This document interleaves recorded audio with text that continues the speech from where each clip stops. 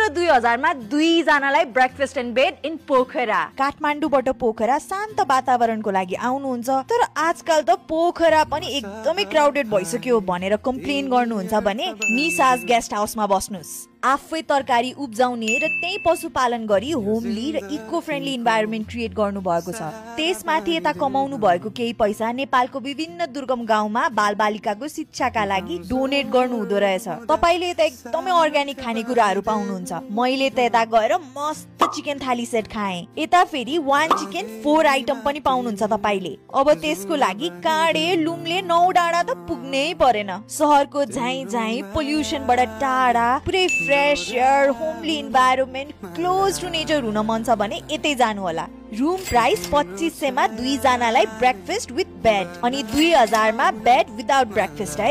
अनि long term stay गर्छु भनेर सोच्दै हुनुहुन्छ भने यहाँ अपार्टमेन्ट पनि अवेलेबल छ। रुमहरू डिसेन्ट छ, त्यसै गरी योगा र मेडिटेसन गर्ने ठाउँ पनि छ है। पोखरामा रिजनेबल प्राइसमा क्लोज टु नेचर बस्न मन छ भने यही ठाउँ हो है।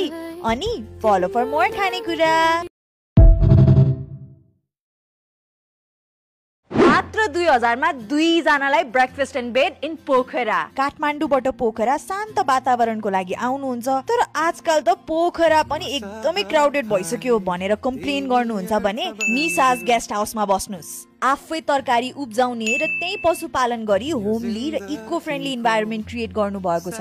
त्यसमाथि यता कमाउनु भएको केही पैसा नेपालको विभिन्न दुर्गम गाउँमा बालबालिकाको शिक्षाका लागि डोनेट गर्नु हुँदो रहेछ। तपाईले त एकदमै अर्ग्यानिक खानेकुराहरू पाउनुहुन्छ। मैले त यता गएर मस्त चिकन थाली सेट खाएँ। यता फेरि 1 चिकन 4 आइटम पनि पाउनुहुन्छ तपाईले। अब त्यसको लागि काँडे लुम्ले 9 डाँडा त पुग्नै परेन। सहरको झाइ झाइ पोल्युसनबाट टाढा पुरै fresh air, homely environment, close to nature हुन मन छ भने यतै जानु होला। रुम प्राइस 2500 मा 2 जनालाई ब्रेकफास्ट विथ बेड अनि 2000 मा बेड विदाउट ब्रेकफास्ट है।